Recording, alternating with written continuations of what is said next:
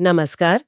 आज हम धन को आकर्षित करने के पीछे जो दिमागी सोच है उस पर बात कर रहे हैं, डॉक्टर जोसेफ मर्फी के नजरिए से। जी। हमारे पास उनकी किताब हाउ टू अट्रैक्ट मनी पर आधारित कुछ लेख और वीडियो हैं। हाँ, काफी दिलचस्प किताब है ये। बिल्कुल।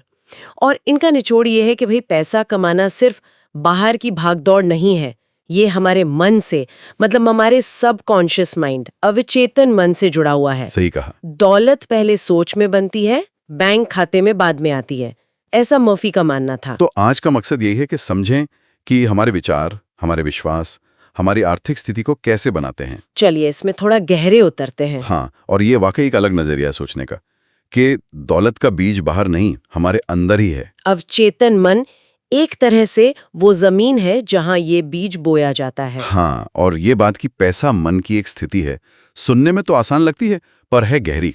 जैसे सोचिए, अगर किसी के मन में ये बैठ गया हो कि पैसे वाले लालची होते हैं। तो क्या ये सोच ही अनजाने में हमें अमीर बनने से रोक सकती है? बिल्कुल।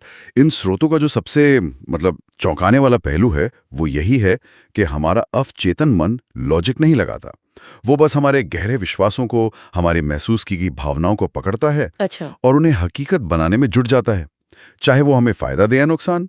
इसीलिए वो कमी वाली सोच है ना, मेरे पास काफी नहीं है, हाँ। उसे छोड़कर प्रचुरता मतलब अबंडेंस पे ध्यान देने को कहा गया है। हाँ। आपका विश्वास ही आपकी सच्चाई बन जाता है, जाने अनजाने में। तो अगर किसी के मन में ये नकारात्मक सोच, ये सीमित करने वाले विश्वास जम गए हों, तो उन्हें बदलने के लिए क्या तरीके हैं?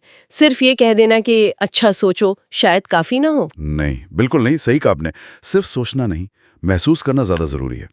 इसीलिए पहली तकनीक जो बताई गई है वो है दोहराव, रेपिटेशन। दोहराव। हाँ, सकारात्मक वाक्यों को रोज दोहराना। जैसे पैसा मेरी तरफ आसानी से और लगातार आ रहा है, लेकिन इसे रटना नहीं है। अच्छा। बल्कि उस भावना को महसूस करना है जैसे ये सच में हो रहा है, क्योंकि भावनाएं ही अवचेतन मन की भाषा है एक तरह से। समझ गए। तो मतलब भावनाएं चाबी हैं और कल्पना, विजुअलाइजेशन का क्या रोल बताया गया है? कल्पना, हाँ, विजुअलाइजेशन वो दूसरी बहुत अहम तकनीक है। इसमें आप अपनी मनचाही आर्थिक स्थिति की एक साफ तस्वीर मन में बनाते हैं और उसे सच मानकर जीते हैं, महसूस करते हैं। जैसे वो कहानी है ना उस ऑस्ट्रेलियन लड़के की। हाँ, मैंने पढ़ा था उसके बारे में। जो रोज कल्पना करता था कि दीवार पर उसकी डॉक्टर की डिग्री टंगी है और आखिर में वो डॉक्टर बन गया।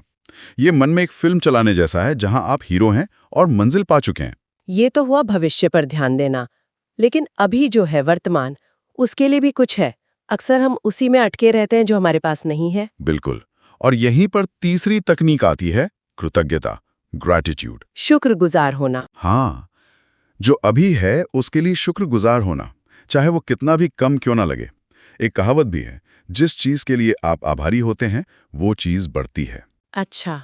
ये सीधे सीधे कमी की भावना को कमजोर करती है, उस पर हमला करती है। ये सब तो सोच और भावना बदलने के तरीके हुए, पर कई बार पैसे को लेकर मन में डर या कोई अपराध बोध, शर्म जैसी गांठें भी होती हैं। क्या इनका भी जिक्र है? हाँ, बिल्कुल है। इन भावनात्मक रुकावटों को पहचानना और उन्हें हटाना बहुत जरूरी बताया गया है। ये भी बिल्कुल नकारात्मक विश्वासों की तरह ही काम करती हैं।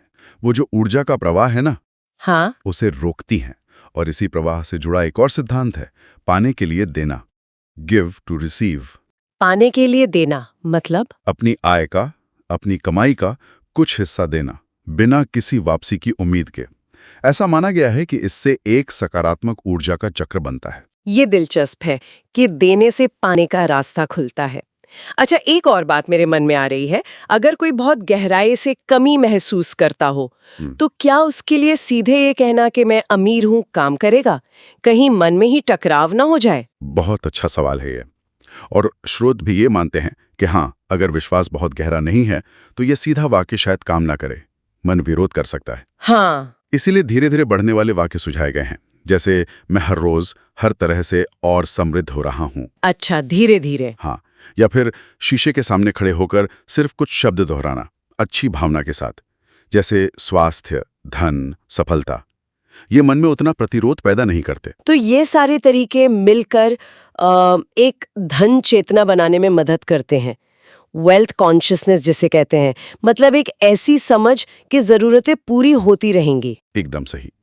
धन चेतना का मतलब ही यही है, ये मानना कि जो स्रोत है वो अनंत है, जैसे समुद्र की लहरें जाती हैं पर लौटकर जरूर आती हैं। पैसे को बुरा या गंदा समझना छोड़ना होगा। पैसा अपने आप में ना अच्छा है ना बुरा, वो तो एक साधन है, एक ऊर्जा है। एक स्रोत में तो इसकी तुलना शरीर में खून के दौरे से की गई है। अच्छा, ब्लड सर्कुलेशन जैसा। हाँ, आर्थिक स्वास्थ्य के लिए जरूरी है। अगर रुक जाए तो नुकसान होता है। तो अगर हम इन सभी बातों को समेटें तो सार यही निकलता है कि पैसा आकर्षित करना ये बाहर की मेहनत से ज्यादा एक अंदरूनी बदलाव की प्रक्रिया है। माइंडसेट, विश्वास, रोज की भावनाएं, यही असली खेल है। बिल्कुल। संक्षेप में कहें तो मुख्य कदम यही है, अपने सीमित करने वाले विश्वास पहचानिए और बदलिए। कल्पना और दोहराव को भावनाओं के साथ कीजिए। जो है उसके लिए शुक्रगुजार बनिए। हाँ, डर या अपराध बोध जैसी भावनात्मक बाधाओं को हटाइए, उदारता से दीजिए और एक धन चेतना बनाइए।